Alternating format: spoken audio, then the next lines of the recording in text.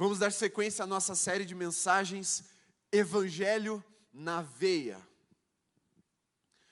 Semana passada o pastor Daniel trouxe uma palavra poderosa e hoje nós vamos dar sequência a essa série de mensagens. E para isso eu quero que você abra sua Bíblia na carta de Paulo aos Efésios, no capítulo 2, nós vamos a partir do verso 1. A minha versão hoje é a NVI, vai ser projetada para você que está em casa, você pode acompanhar pelo telão, também pela sua Bíblia, pelo seu aplicativo de celular. Fique à vontade, mas o importante é que você lembre-se, a palavra é o pão da vida, então você tem que prestar muita atenção. Não ignore enquanto o pastor estiver lendo o texto, porque Deus já está falando. Na verdade, a única parte que você não pode ignorar, porque é inerrante, é quando o pastor está lendo a Bíblia. Porque o resto eu posso falar besteira, tem a minha parte humana, mas isso aqui é inspirado e testificado pelo Espírito Santo de forma que não tem erro. Então, é aqui que tem que vir toda a sua atenção, é aqui que sai o alimento. Depois eu só vou esfarelar para você ficar mais fácil de mastigar. Então, com muita atenção, vá para o texto, Efésios 2, versículo 1, está escrito assim: vocês estavam mortos em suas transgressões e pecados, nos quais costumavam viver, quando seguiam a presente ordem deste mundo e o príncipe do poder do ar, o espírito que agora está atuando nos que vivem na desobediência. Antes, todos nós também vivíamos entre eles, satisfazendo as vontades da nossa carne, seguindo seus desejos e pensamentos. Como os outros, éramos, por natureza, merecedores da ira.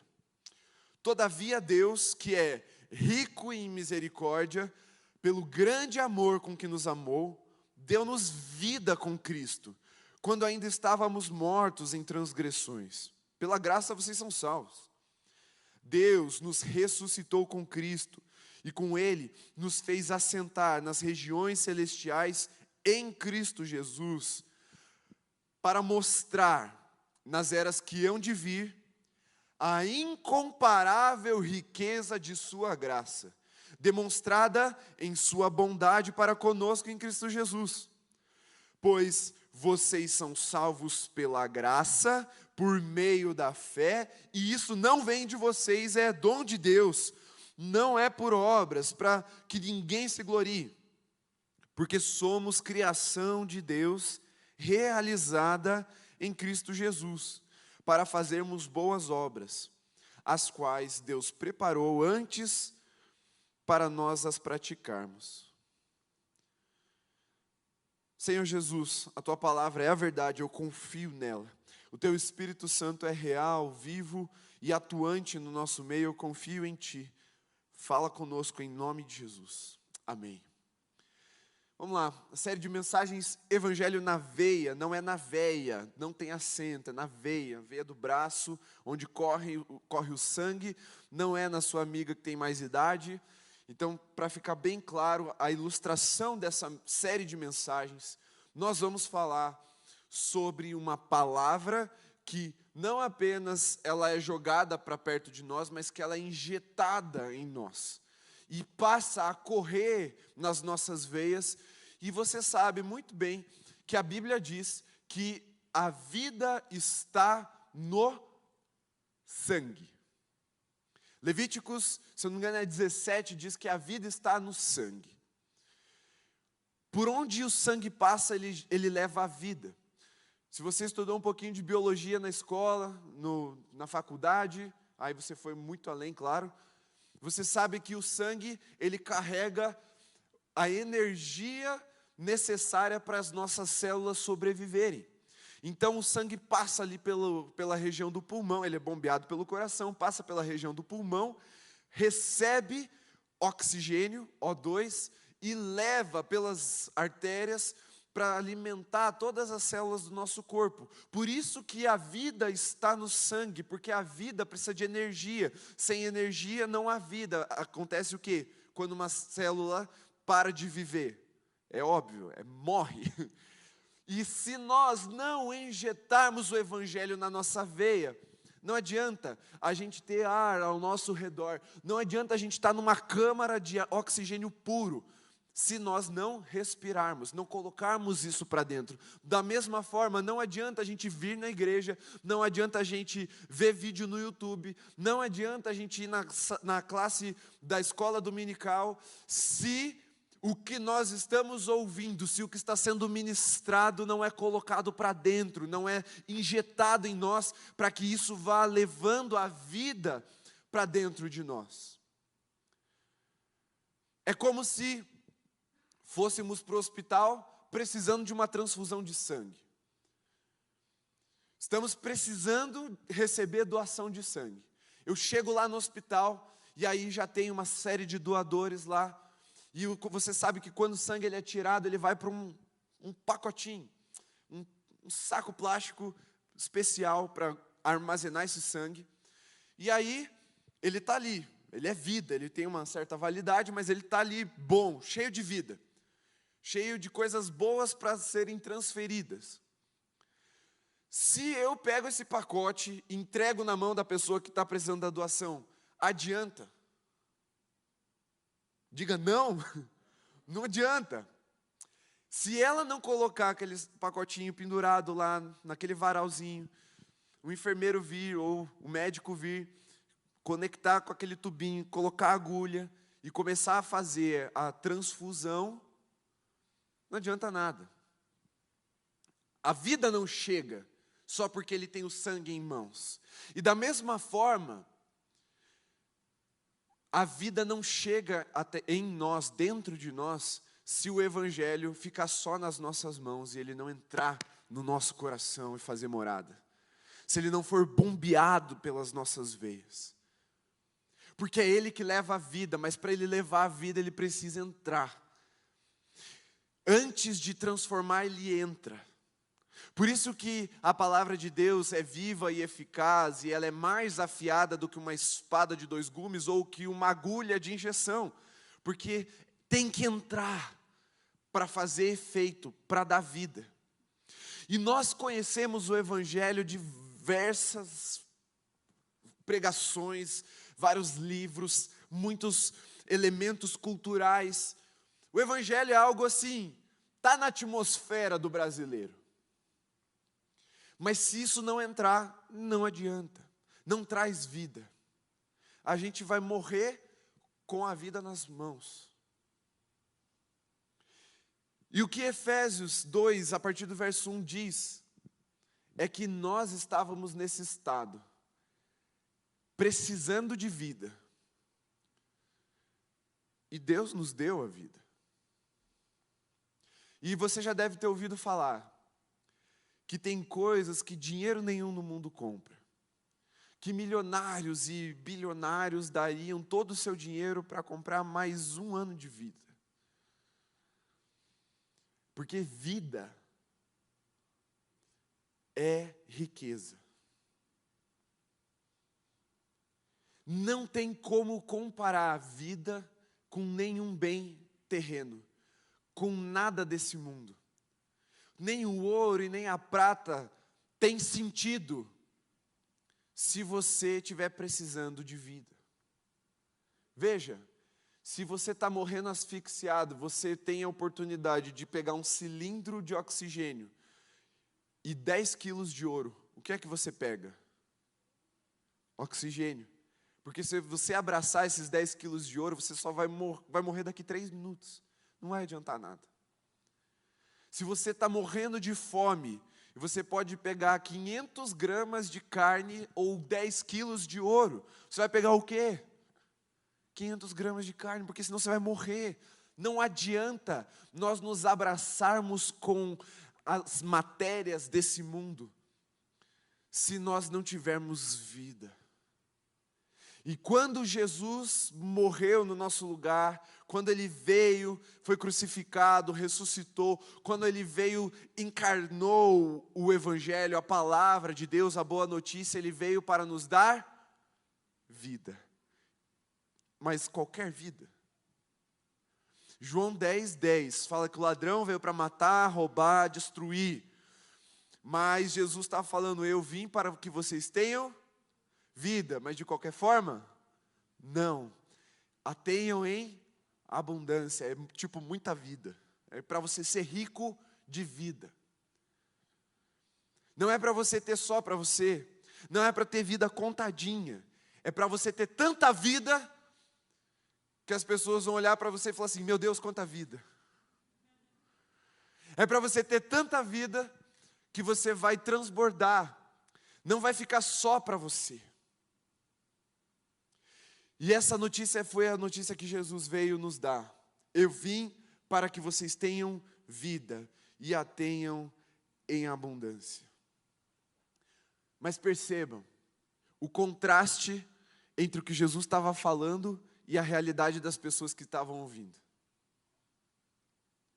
Ele estava no meio de um povo caído, no meio de homens maus, homens da lei, fariseus, o povo que herdou a lei de Moisés, os judeus.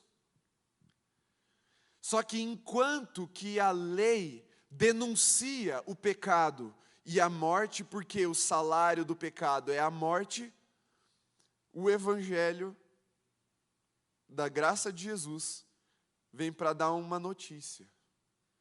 Percebe a diferença? A lei denuncia, o evangelho anuncia uma nova realidade. Enquanto todos estavam lutando, tinha uma risca aqui, ó, daqui para cima você está bem. Estava todo mundo lutando, uns ficavam lá embaixo, outros mais no meio, aqueles caras top ficavam meio perto ali, todo mundo lutando, mas sempre caía em alguma coisinha da lei. E a Bíblia diz que quem peca em um ponto da lei, cai em toda a lei. Então não tinha nenhum ser vivo de verdade, com vida de verdade, ao redor de Jesus. Muitos lutando, se esforçando, dando tudo de si, tudo que eles tinham. Vieram coaches e mais coaches e falaram, o melhor de você vai conseguir, seja a sua melhor versão. E não tinha jeito. Aí vem Jesus e fala assim, eu vou dar um jeito. Eu sou a vida.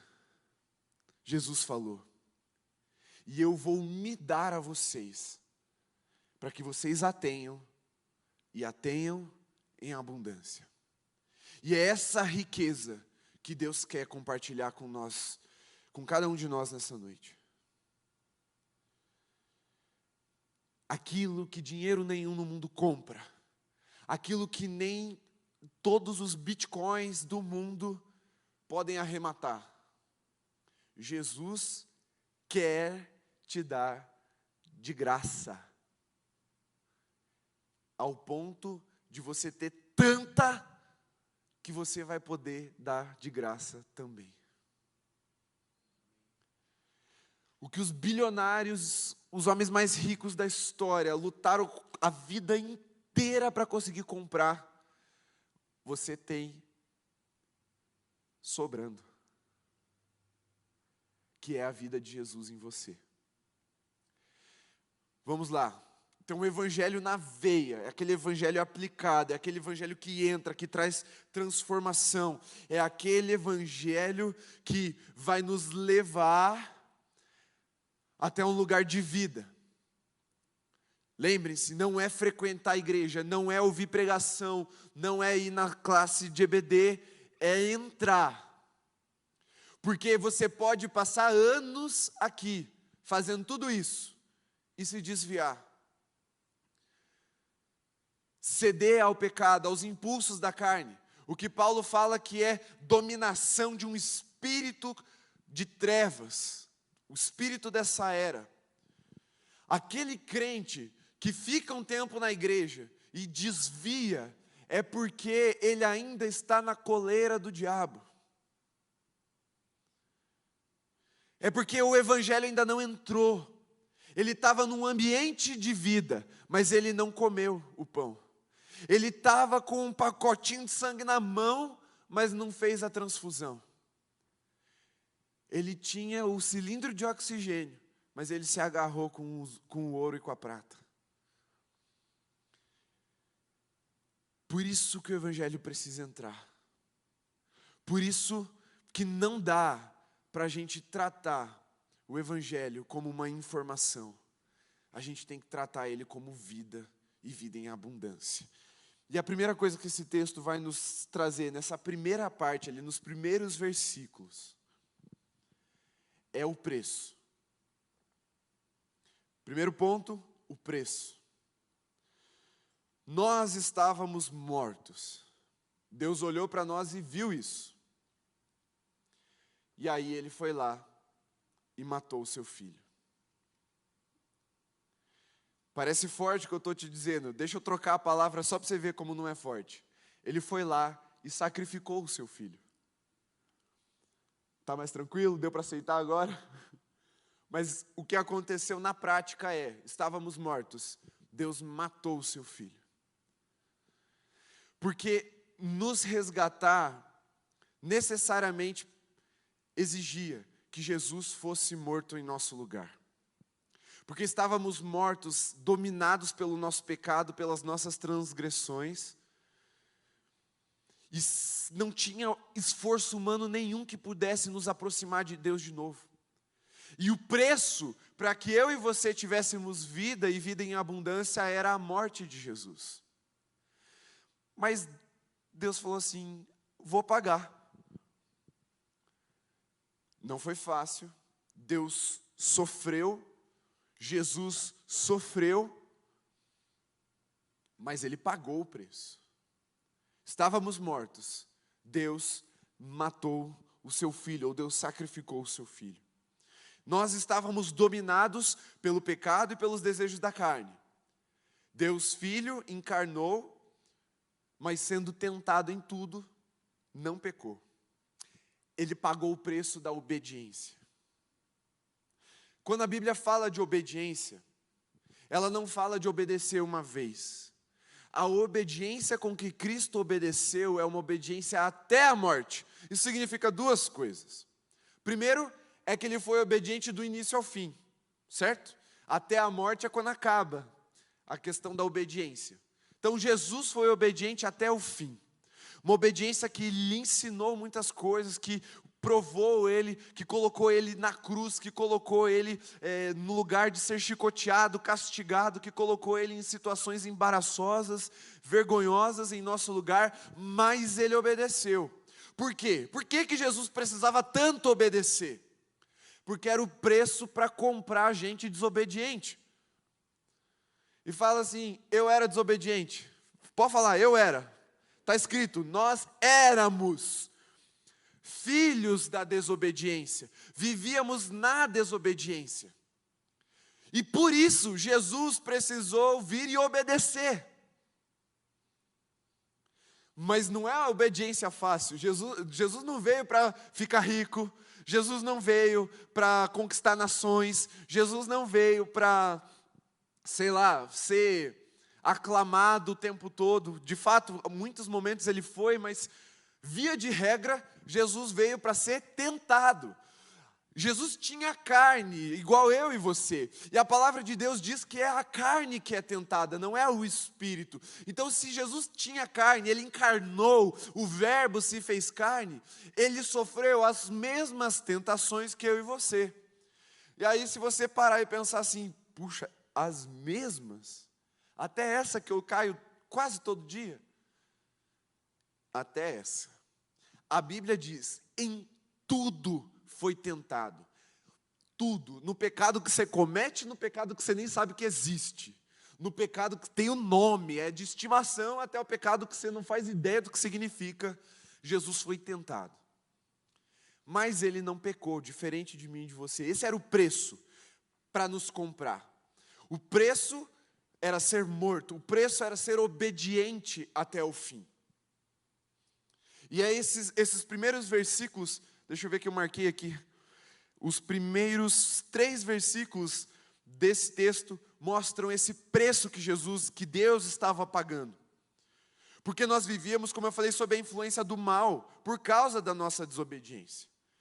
A nossa natureza, ou seja, aquilo que é matéria, carne, o corpo, isso que você sente, nos fazia merecedores da ira de Deus. Porque Deus é justo, Deus é santo. E todo pecado é julgado pelo justo juiz. Então, preste bem atenção agora. Todo pecado, daquele pecadinho bem pequenininho que ninguém vê, até o maior pecado de todos, vai ser punido, ou na cruz ou no inferno. Todo pecado. Por isso que aqueles que estão em Cristo Jesus foram crucificados com Ele, porque os nossos pecados estavam colocados sobre Ele. Existia um preço de justiça para que nós pudéssemos estar com Deus. E aí Jesus falou, vou pagar. E aí ele foi lá e se tornou um alvo. Pensa que tinha um círculo menor, um círculo menor, um círculo menor, pum, no peito de Jesus estava escrito ira de Deus. E Deus derramou a ira dele sobre Jesus. Por quê? Para que eu e você não precisássemos receber essa ira. Porque essa ira um dia vai ser derramada plenamente. E essa ira derramada plenamente se chama inferno. Mas essa ira já foi derramada plenamente para aqueles que vão para o céu. Se chama cruz do Calvário. Então, quando você e eu estávamos na nossa carne, merecedores da ira de Deus, Jesus falou assim, vou pagar. Deixa que eu pago esse preço. E aí, por isso que Jesus foi para o Getsemane orar, e ele olhou para esse cálice, que a Bíblia diz que era o cálice da ira de Deus, ele falou assim, Pai, se der, afasta, porque é pesado, é tenso, é bruto, mas seja feita a sua vontade. E Deus falou, filhão, não dá para passar, vou derramar. E Jesus falou assim, eis-me aqui, vamos lá. E ele foi para a cruz e pagou esse preço. Então veja, quem aqui acha que conseguiria sobreviver à ira de Deus? Eu também não. Se a ira de Deus fosse derramada sobre mim e sobre você, Bruna, nós iríamos para o inferno. Mas foi derramada sobre Jesus no nosso lugar. Por isso nós vamos para o céu. Isso significa que o preço era tão alto, que só alguém mais alto do que o próprio preço poderia pagar, que é Jesus. É como você dar a conta para o cara mais duro da mesa. Sabe quando sai a galera toda, aí tem aquele amigo pobre, coitado, não tem dinheiro, e aí você, em vez de fala assim, eu pago o seu, mano. Não, você junta a conta de todo mundo e põe na mão do cara. Pô. É como seria para mim e para você uma dívida, uma conta impagável. As nossas vidas não seriam suficientes para segurar a ira de Deus. Por quê? Um injusto, um pecador pregado na cruz é justiça. Mas aí é que está. Jesus não era injusto e nem pecador. Por isso, ele reteve a ira de Deus, ele absorveu a ira de Deus no nosso lugar, ele fez uma barreira entre nós e a ira de Deus. Ele intercedeu por nós, falando, a ira está vindo. Deus abriu o peito, literalmente na forma de cruz, e bateu nele. E ali ele recebeu o cálice, ele pagou o preço.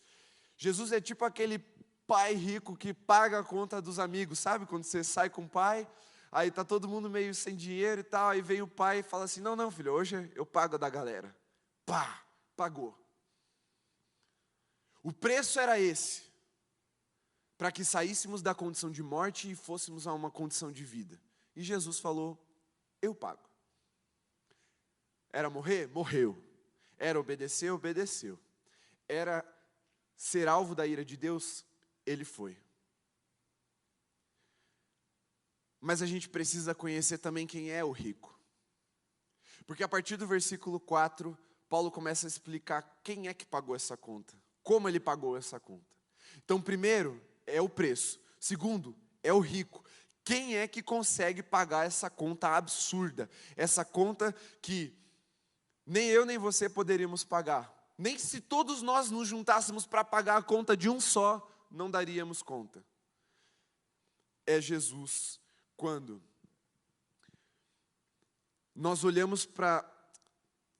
Essa semana, deixa eu contar um negócio. Essa semana, eu vi um vídeo de um cara que tem um tênis que custa 39 milhões de reais.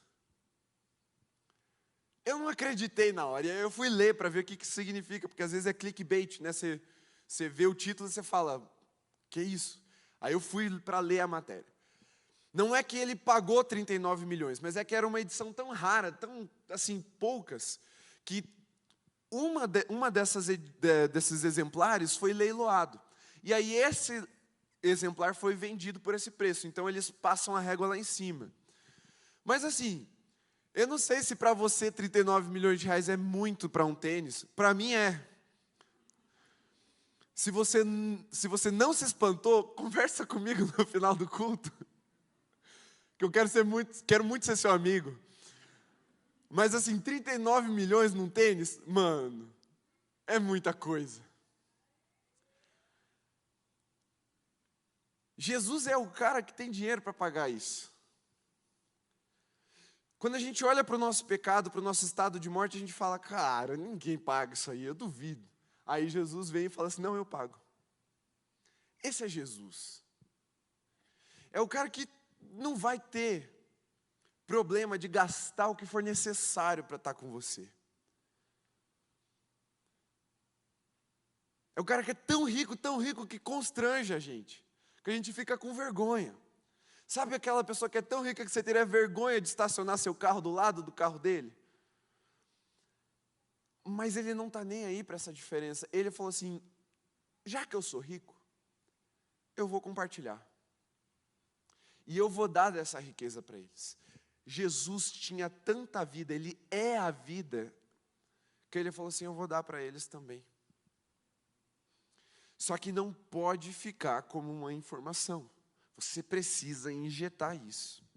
Então, enquanto nenhum de nossos esforços são suficientes para nos gerar vida em nós mesmos, Deus é rico em misericórdia e nos deu sua vida. Deus é rico em misericórdia. O que é misericórdia? Que moeda é essa que Deus tem tanto que Ele pode dar para a gente todo dia? Porque a Bíblia diz que as misericórdias do Senhor se renovam a cada manhã. Todo dia, Deus deposita na nossa conta uma misericórdia. Que moeda é essa que Deus tem de sobra para nos dar todo dia e nos dá a todos? Porque está escrito para todos os que estão em Cristo Jesus. Misericórdia é a ação de trazer a miséria do outro para o seu coração. Essa é a literalidade da palavra, a miséria no coração. E Deus olhou para nós, viu a nossa miséria, e ao invés de pegar a vida que Ele tinha lá de cima e falar assim, ó, pega aí, ó. Ao invés de nos dar esmolas, de passar de carro, baixar o vidro, dar um dinheiro e ir embora e não olhar na nossa cara, Deus falou, eu vou tratar eles como filhos, eu vou trazer eles para perto. Ao invés de eu só dar e ir embora, eu vou e vou ficar com eles, vou viver a dor deles e vou compartilhar tudo que eu tenho. A vida que eu tenho eu vou compartilhar. Isso é o ministério de Jesus. Jesus estava no céu, toda a sua glória, todo o seu esplendor, toda a adoração, toda a riqueza, como o Tiago falou, lá Jesus passeava em cima de ouro, e nem olhava para o chão, tinha coisa melhor para olhar. Sabe esqueci o nome daquele tipo de calçada, que é umas pedras que solta aqui em Curitiba? Você nem presta atenção e por isso você tropeça. No céu é tipo isso, o ouro não chama atenção, o ouro nem brilha tanto assim, porque lá tem coisas que brilham mais. Jesus estava nessas condições. Ele podia cortar um pedaço da calçada do céu e dar para a gente, mas Ele falou, não, eu vou lá. Eu vou encarnar, eu vou me tornar parecido com eles, eu vou me relacionar com eles, eu vou habitar no meio deles, em carne. Isso é misericórdia. Ele olhou para nós e falou assim, vou ficar parecido. Ele se esvaziou da sua glória, encarnou e veio passear no nosso meio. Passear assim, né? Modo de dizer, Ele veio realizar uma obra. Mas Jesus pisou na terra que nós pisamos. Nesse lugar Por quê? Porque Ele é rico em misericórdia. Ele não é um Deus de esmolas, Ele é um Deus de abundância. É por isso que Ele veio nos pegar aqui, ficar junto com a gente. Esse é o caráter do nosso Deus. Não é um rico que nos despreza, Ele é um rico que nos ama e mostra bondade para conosco. É isso que Paulo está falando para os Efésios aqui. Porque enquanto nos 3 primeiros versículos ele mostra como o pecado trabalha contra nós, aqui ele está falando como Deus trabalha por nós. E aí a Bíblia diz, se Deus é por nós, quem será contra nós? Que potestade do ar pode nos vencer, pode nos matar? Que espírito dessa era pode nos controlar? Porque enquanto o pecado trabalha contra, Deus trabalha em favor, em nosso favor. É isso que ele está dizendo, essa é a boa notícia para a igreja de Éfeso, que Paulo está trazendo aqui. Deus nos trouxe para perto de si. Mas não é por obras, não é por mérito. É por causa da graça. Sabe por quê? Porque ninguém se ressuscita sozinho. Tem que vir de algum lugar. A vida vem daquele que criou a vida, daquele que é a vida. Por isso, salvação, o resgate que Jesus deu para nós, vem dele, pela graça dele. O nosso Deus é rico em misericórdia, o nosso Deus é um Deus cheio de graça e de verdade. Mas essa graça nos salvou não para nós mesmos. Como Cristo não pecou, preste atenção, o salário do pecado é a morte. Cristo não pecou, logo, a morte não tinha direito sobre Jesus. Sabe quando dá um bug no sistema? Foi o que Jesus fez. Jesus veio, encarnou e não pecou. Só morre quem peca, porque é salário de pecado. Morte é salário de pecado, é consequência de pecado, mas ele não pecou. E aí bugou o sistema. Falou assim, peraí, não está passando. Pré-requisito para ficar morto é o quê? Pecado. Não achou pecado em Jesus. Então, peraí, vai ter que ressuscitar. Jesus é tão rico de vida, que nem a morte pôde matá-lo. Nem a morte conseguiu segurá-lo. Nem o sistema aguentou o tranco de quando Jesus morreu. Por isso ele ressuscitou. E o Espírito que ressuscitou Cristo Jesus é o mesmo Espírito que está em nós, para nos dar essa vida, e essa vida em abundância. Por isso, uma vida que é maior do que a própria morte, que está em nós, ela é poderosa para nos transformar e nos libertar da influência do pecado. Essa é a diferença daqueles que vivem debaixo do jugo do inferno, da influência da carne, daqueles que foram resgatados por Jesus. Mas deixa eu te dizer uma coisa muito séria. Tem muita gente que sabe que pode ser livre, mas não é. Tem muita gente que conhece o Evangelho, que conhece o autor da vida, mas não é vivo. Porque se isso não entrar, se isso não for injetado, se isso não fizer morada, se isso não correr nas nossas veias, é só uma informação. Mas esse rico, que é Deus, que é Jesus, que nos habilitou para vencer o pecado, Ele quer depositar sobre nós a riqueza incomparável. Eu vou ler os últimos versículos de novo, a partir do 7, para você entender. Está escrito, para mostrar nas eras que vão vir a incomparável riqueza de sua graça, demonstrada em sua bondade para conosco em Cristo Jesus. Pois vocês são salvos pela graça por meio da fé, isso não vem de vocês, é dom de Deus, não por obras, para que ninguém se glorie, porque somos criação de Deus, realizada em Cristo Jesus, para fazermos boas obras, as quais Deus preparou antes para nós as praticarmos. Primeira frase desse versículo 7 mostra que Jesus não quer esconder a sua vida. Ele não quer esconder a vida. É para mostrar a riqueza incomparável da sua glória que Cristo nos salvou. Então, o primeiro é o preço, o segundo é o rico, o terceiro é a riqueza incomparável. Só que veja, para a gente tomar consciência de que a riqueza é incomparável, o que a gente precisa tentar fazer? Comparar. Como que a gente vai comparar algo que está no céu com algo que está na terra? A gente precisa conectar essas duas coisas. E o que esses versículos estão dizendo é: Deus deu a vida porque vocês estavam mortos, mas a vida não é para parar em você, filhão, é porque Deus quer mostrar para todo mundo nas eras que estão por vir, de que Ele é rico e a sua riqueza é incomparável. A vida é Jesus e Ele está se derramando sobre você para quê? Para que a glória dEle seja vista na sua vida. Para que você realize boas obras, para que você acesse essa riqueza incomparável e saia por aí mostrando mesmo. Não como uma ostentação, como o pastor Daniel muito bem nos falou, porque ostentação é o quê? É um impulso da carne, é um desejo da carne, mas como reflexo da glória dele, é para levar a glória até Jesus, que ele manifestou isso na sua vida.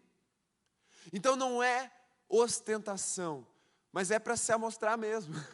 É para mostrar o Deus que você serve, a vida que você tem. É para transbordar, não é para esconder.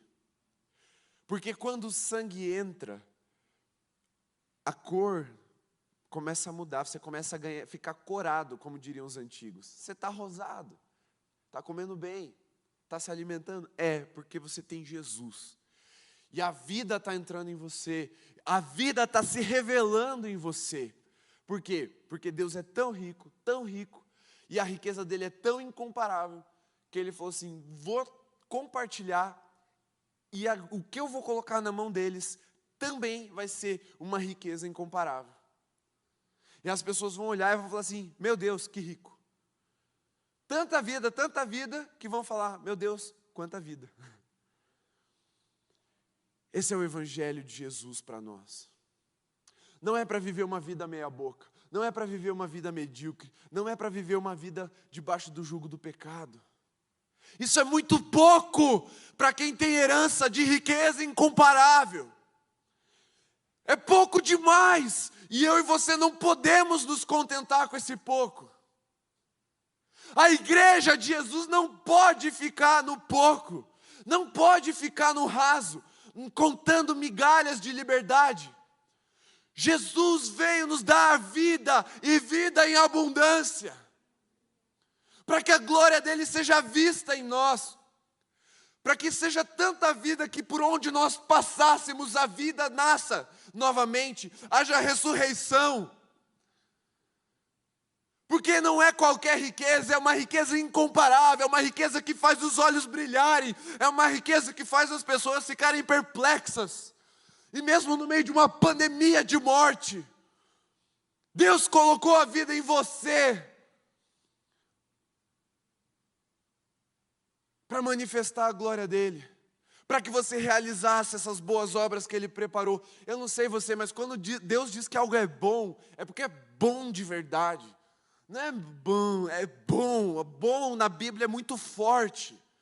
Quando foram chamar Jesus de bom, Jesus não aceitou o elogio, cara. Quando Deus fala que é boa a obra, não é uma obra boa, é boa mesmo. Porque é essa vida que Ele quer que você viva aqui. Não é uma vida cativo na coleira do diabo. Não, o diabo é que é o cão na coleira de Jesus. E Jesus falou para vocês se assentarem nos lugares celestiais do lado dele. Ou seja, não é para o diabo puxar o teu pescoço, é para você pisar no pescoço do diabo. Não é para a morte te intimidar, é para você intimidar a morte.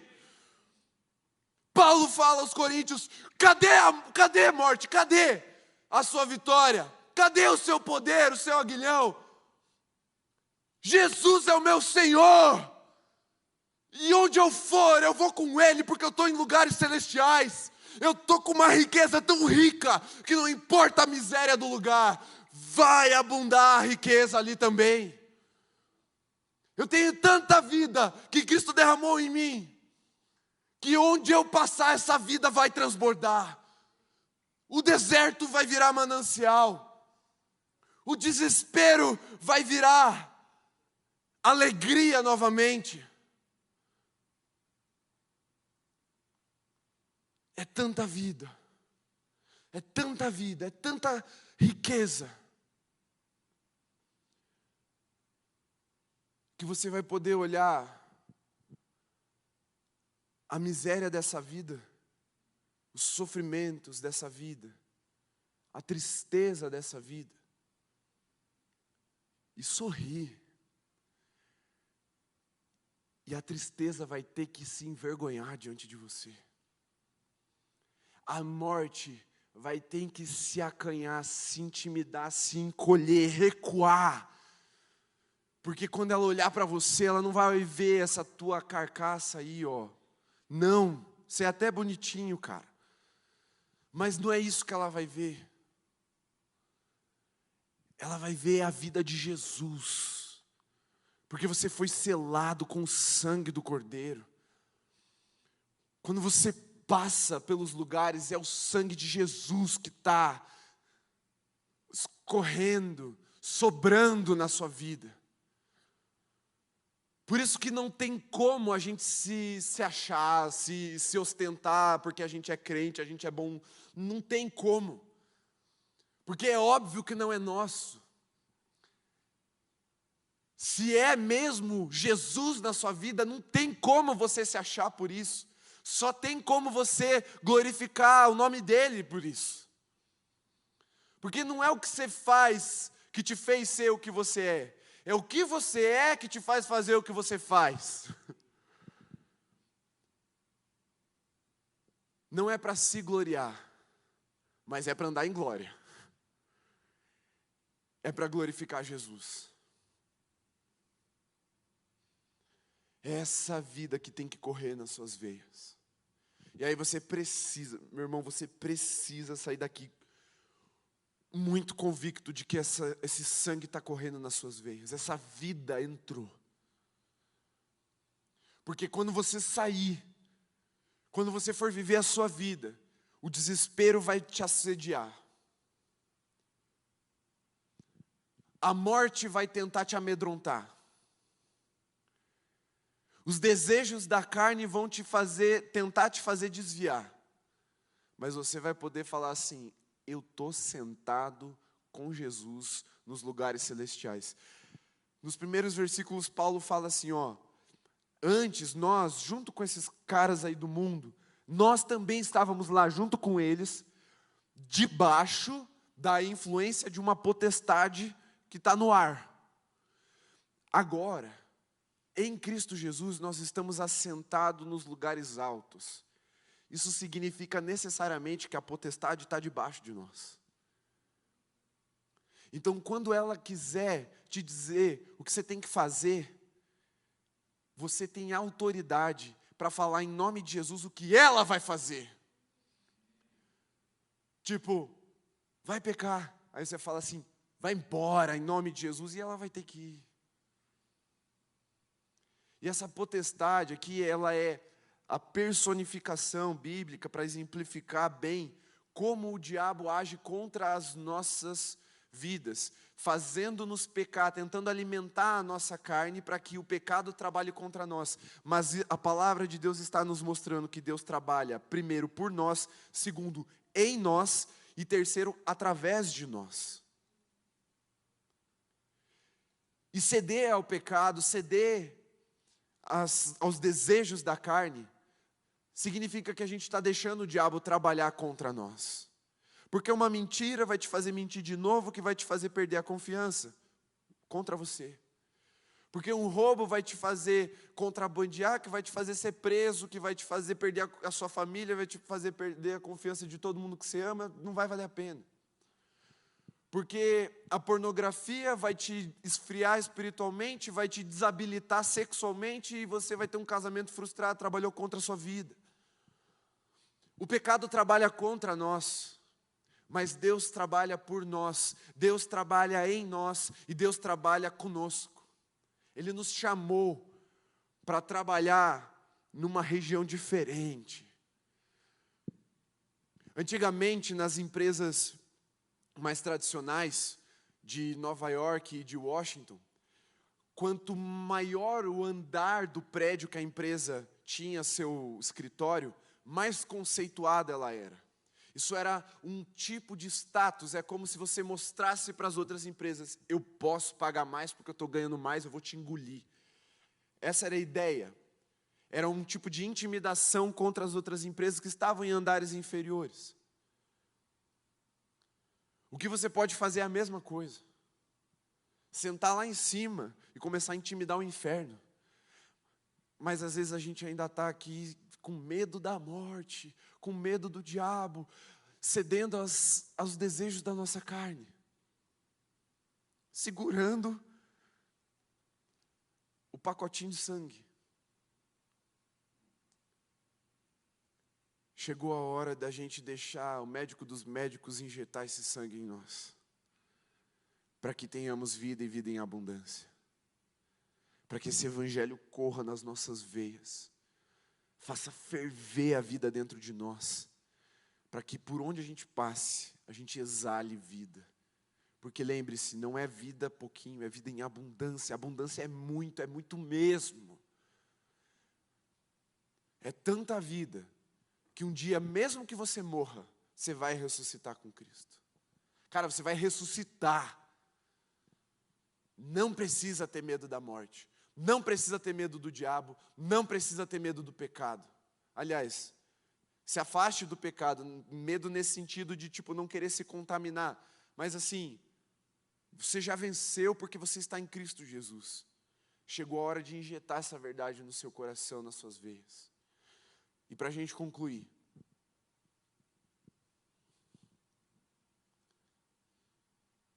nós não tínhamos nada.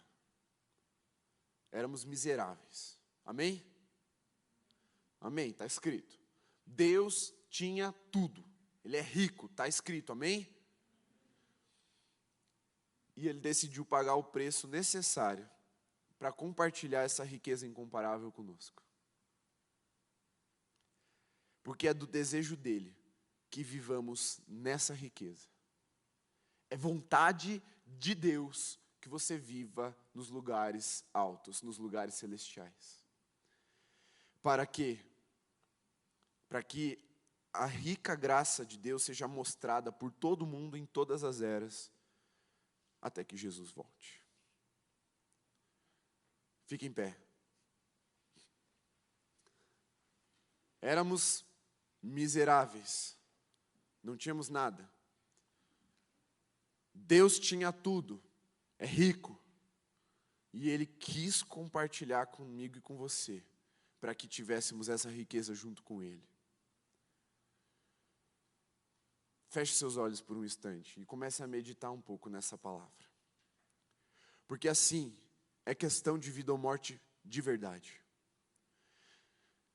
A Bíblia fala que quanto mais próximo da volta de Cristo, maior seria a apostasia. Apostasia é gente que confessava Jesus e desconfessa. Fala, não creio mais, vou embora, vou para o mundo. Por que que a morte prevalece? Porque mesmo conhecendo, mesmo tendo em mãos o sangue, o pacotinho de sangue,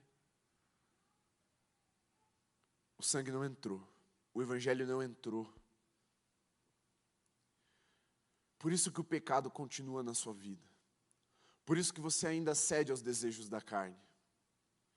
Por isso que um clique é mais difícil de segurar do que uma oferta no altar. Por isso que uma mentira é mais fácil de dizer do que uma verdade. É porque ainda há domínio dessa potestade do ar que influencia você pelos desejos da sua carne. Se essa é a sua realidade, você vai ser transportado desses lugares baixos para os lugares altos nessa noite, com Cristo Jesus. Mas está escrito que é pela graça, por meio da fé. Preste atenção, ainda de olhos fechados. É por meio da fé. A fé não é a razão de recebermos a vida. A razão de recebermos a vida é a graça de Deus. Mas sem fé a gente não acessa. É como se a graça fosse colocada no nosso colo e a gente não injetasse. A fé é aquela agulha que vai colocar essa graça para dentro, essa vida para dentro. E a fé, ela não é passiva. A fé, ela não é omissa. Ela é praticada, ela é um ato. Ela é provada.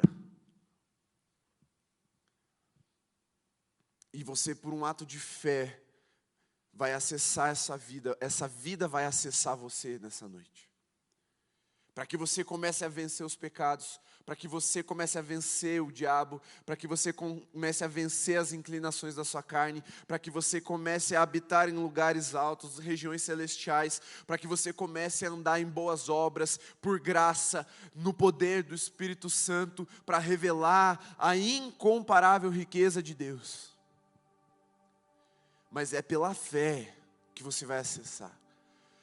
Por isso, ainda todos de olhos fechados, eu quero perguntar se tem alguém aqui nessa noite que ainda não confessou Jesus como seu Senhor e seu Salvador, ainda não tem essa vida em si.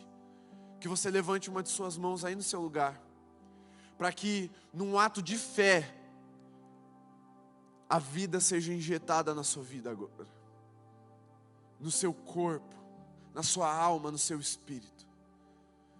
E você que está em casa, se você precisa receber essa vida, Jesus Cristo como Senhor e Salvador, faça algum sinal aí no chat.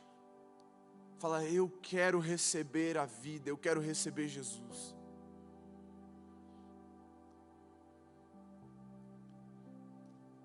Mas se você já tem o pacotinho de sangue nas mãos, a vida está nas tuas mãos, mas ela ainda não corre em você. Em alguma coisa você entendeu que essa vida precisa ser abundante. Ela está mais ou menos, ela está meio xoxa, meio fraca. Não é bem isso que o pastor pregou que eu estou vivendo. Eu preciso ir além. O além precisa vir até mim. Você vai ter que ter um ato de fé agora, de coragem, de testemunho público, e você vai deixar o seu lugar e você vai vir até aqui à frente. Você vai reconhecer isso diante de Deus por um ato de fé. Deixe o seu lugar e venha até aqui à frente. Você pode se ajoelhar, você pode ficar em pé, você pode deitar, você pode sentar, mas você vai ter que ter um ato de fé, falando, Senhor, essa vida precisa vir para dentro de mim. Eu confesso os meus pecados, eu confesso as inclinações da minha carne, mas eu quero mais. Porque o Senhor tem mais para mim, eu não vou mais ficar no raso, eu não vou mais ficar no mais ou menos, eu quero mais, Senhor. Eu quero essa riqueza incomparável. Chega de miséria, chega de cativeiro, chega de dor, chega de sofrimento, chega de morte na minha vida.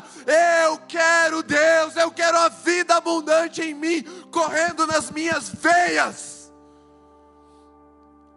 para que eu comece a exalar o bom perfume de Cristo. E você também que levantou a mão quando aceitou Jesus, vem até aqui à frente. Você pode fazer o mesmo ato, se ajoelhar, ficar em pé, mas se entregue para que o médico dos médicos aplique isso dentro de você. É um ato de fé, não vai ser automático. Não é automático. Porque é relacional. É para você fazer parte do que Deus está fazendo. Ele quer que você faça parte.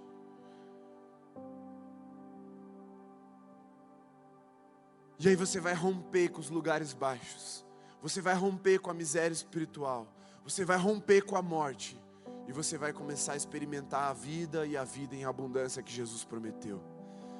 Eu vou te dar uma última chance. Vocês sabem que eu nunca insisto em apelo. Mas dessa vez, eu vou te desafiar mais uma vez, antes de orar.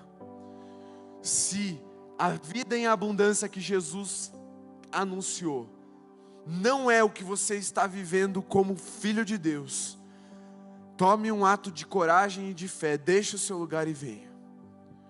Porque Deus quer romper com a morte, Deus quer romper com o medo, Deus quer romper com a timidez, Deus quer romper com a apatia, Deus quer romper com o jugo do pecado e te levar aos lugares celestiais.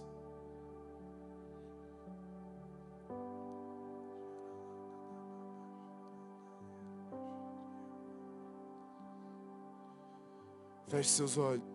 Espírito Santo, começa a sondar os corações agora.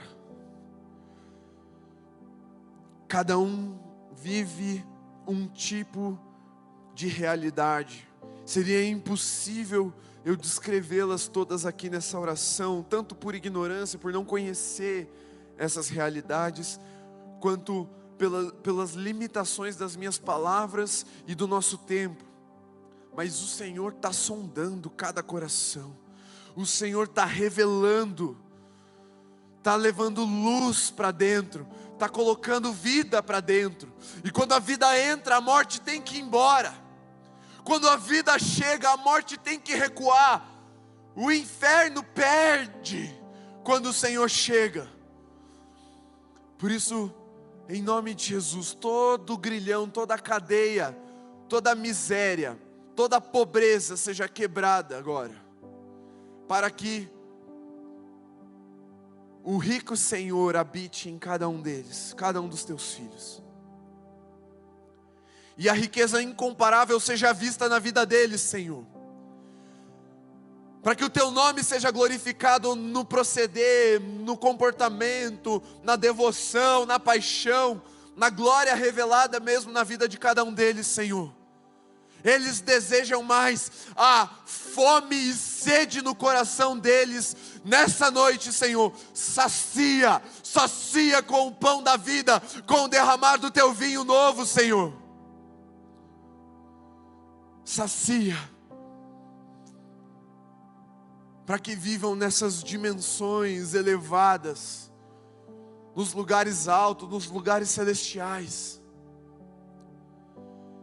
Em nome de Jesus, Senhor, que sejamos uma geração alimentada pelo pão da vida, guiada pelo vinho novo.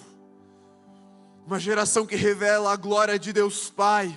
Uma geração que possui e transborda riqueza incomparável. E aonde nós chegarmos, Senhor, a realidade seja transformada. Porque o Evangelho está correndo nas nossas veias. Éramos pobres, miseráveis, o Senhor nos deu tudo o que precisávamos. Por isso, Senhor, nós te louvamos, nós te agradecemos, nós te glorificamos, nos rendendo com tudo que temos e somos, para que o Senhor habite em nós e faça o teu nome ser glorificado e engrandecido. E Senhor, recebe aí nos lugares altos aqueles que confessaram o teu nome nessa noite, aqueles que reconheceram o Senhor como Senhor e Salvador de suas vidas. Em casa também, porque é uma noite de salvação, Senhor, é uma noite de encontro com a tua face, com a glória, com o brilho da tua santidade. E seja assim, Senhor, abundante na vida de cada um dos teus filhos, em nome de Jesus. E agora, quero pedir que todos levantem as mãos, vocês que estão nos seus lugares, levantem as mãos bem alto, mãos santas. Senhor, veja o coração dos teus filhos agora, e faz prosperar essa riqueza na vida deles, que a glória do Senhor seja vista na vida deles, que as pessoas olhem para eles e fiquem perplexos, e exclamem quando eles passarem: quanta vida, Senhor, eu quero também. Que a riqueza da tua graça se revele diariamente através dos lábios dos teus filhos, através do testemunho dos teus filhos, através das ações dos teus filhos, através dos olhos dos teus filhos, Senhor, porque se o Senhor está em nós e os teus olhos são como de fogo, os nossos também serão, transmitindo vida, pulsação, abundância. Seja assim, Senhor, sobre cada um dos teus filhos, e que o amor de Deus, o nosso Pai, que a graça, rica graça do nosso Senhor Jesus Cristo, que os consolos e a ação sobrenatural do teu Espírito Santo, seja sobre você, sobre sua casa, sobre sua família e sobre toda a igreja de Jesus, reunida nas casas, nos templos, espalhada por toda a terra, hoje e até que Jesus volte. Amém. Amém. Glória a Deus. Esse é o nosso Senhor. Vocês que estão aqui na frente, fiquem mais um pouquinho. Não voltem, não voltem. Eu preciso de alguns líderes de célula saindo do lugar e vindo conversar com o pessoal que está aqui na frente, só para ter certeza se eles já não estão em célula. Mas venham líderes de célula, pode vir. Só pergunta: você está em célula? Se não está, chama para a sua, seja esperto. Mas assim, dá uma palavra, ora, fala alguma coisa, se você entender no teu espírito. Pessoal, nós vamos encerrar o nosso culto para um tempo de comunhão. Pode acender as luzes lá pra gente. Antes da gente encerrar o culto, deixa eu despedir de quem está em casa. Meu querido, Deus te abençoe, você que nos acompanhou até aqui. Boa noite, renovo do Senhor seja sobre sua vida, a vida do Senhor seja abundante, a riqueza incomparável de Deus seja achado no seu coração, em nome de Jesus. Encerramos a nossa transmissão aqui.